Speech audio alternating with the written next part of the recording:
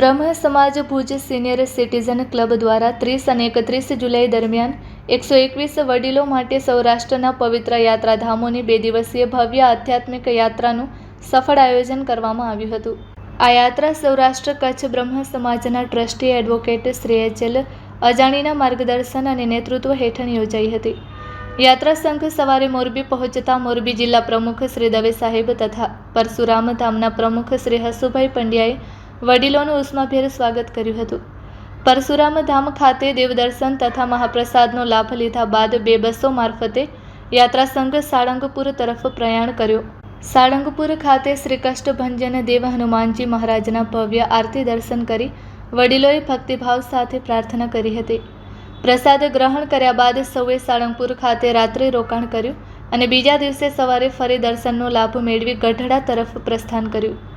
ગઢડા ખાતે પ્રાચીન સ્વામિનારાયણ મંદિરના દર્શન કરીને વડીલોએ પૂજા અર્ચના કરી હતી.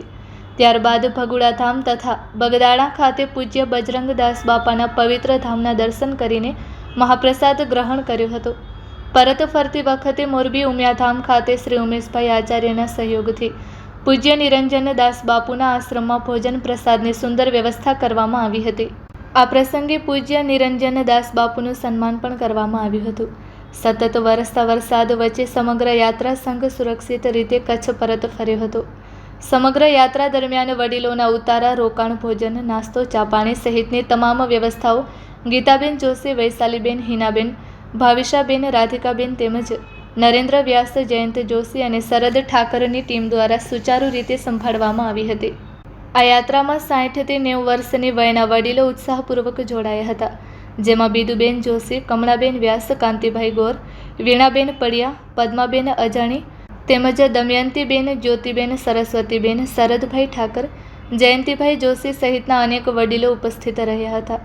આ ભવ્ય યાત્રાને નીતિનભાઈ કેસવાણી, શ્રીમતી ભાવનાબેન જોશી, રાજુભાઈ જોશી, માધાપરના પ્રમુખ અતુલભાઈ દવે, સોનલબેન દવે, ભરત મહારાજ, જસવંતીબેન પંડ્યા, રાજેશ ગોર, ભૂપેન્દ્રભાઈ ગોર તેમજ રમેશ દેવ લાલીવાલા, પ્રવીણ ભટ્ટ સાહેબ, રવિભાઈ ત્રિવેદી, ભુજ તાલુકા બ્રહ્મ સમાજ અનિલભાઈ મહેતા તથા ભૂપત પંડ્યાએ શુભેચ્છા અને સહયોગ આપી યાત્રાને સફળ બનાવવામાં મહત્વપૂર્ણ યોગદાન આપ્યું હતું. સમગ્ર યાત્રાનું સફળ આયોજન અને સંકલન એડવોકેટ શ્રી એચ.એલ. અજાણીએ વ્યક્તિગત રીતે સાથે રહી પૂર્ણ કરાવ્યું હતું. વડીલોએ આ આધ્યાત્મિક યાત્રાને જીવનની યાદગાર ક્ષણ ગણાવી આયોજકો તથા સહયોગીઓ પ્રત્યે હૃદયપૂર્વક આભાર વ્યક્ત કર્યો હતો.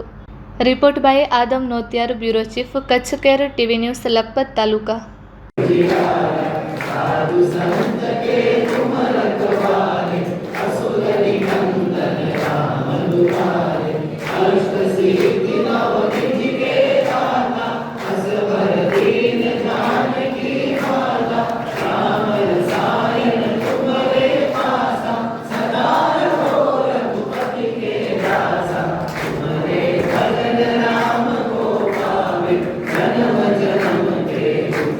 અમારા 120-121 જેટલા વડીલો, જેમાં 65થી કરીને 90 વર્ષ સુધીના પણ સામેલ હતા, તેવા એક વડીલોનો ધાર્મિક યાત્રા કાર્યક્રમ બગદાણા, સાળંગપુર, ગઢડા, ભગુડા સહિતના મોરબી વગેરે સહિતના યાત્રાધામો પર અમે ગયેલા, જ્યાં અમને મોરબીમાં ત્યાંના બ્રહ્મ સમાજે સ્વાગત કરેલું અને નિરંજનદાસ બાપુએ મોરબીમાં રાતે સ્વાગત કરેલું.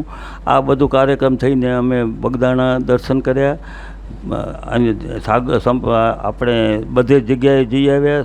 સાળંગપુરમાં પણ રાત્રિ રોકાણ કર્યું. આ સમય દરમિયાન અમને સાળંગપુરમાં અને બગદાણામાં બહુ સારો સહકાર મળેલો. અમારી સાથે જે વડીલો હતા તે અને જે કાર્યકરો અમારા હતા એમાં ઘણા યુવાન અને વૃદ્ધ પણ હતા. યુવાન કાર્યકરો માત્ર સેવા માટે હતા, જ્યારે અમારા એક વયોવૃદ્ધ અને છેલ્લા 55 વર્ષથી કામ કરતા બિંદુબેન જોશી અને અમારા કાર્યકરો એવા ઘણા કાર્યકરોએ પોતાની હાજરી પુરાવી. આ પ્રસંગે અમે અમારો 13મો કાર્યક્રમ હતો.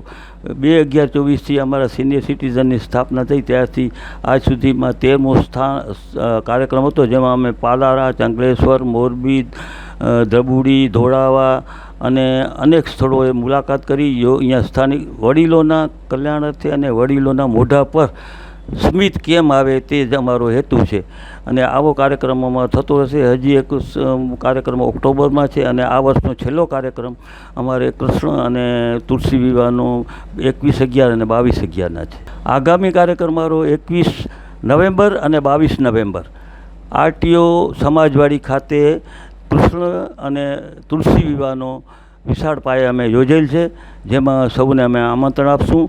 વડીલોને કેમ આનંદ આવે અને એમનો સમય કેમ પસાર થાય આનંદથી, તે અમારો હેતુ છે.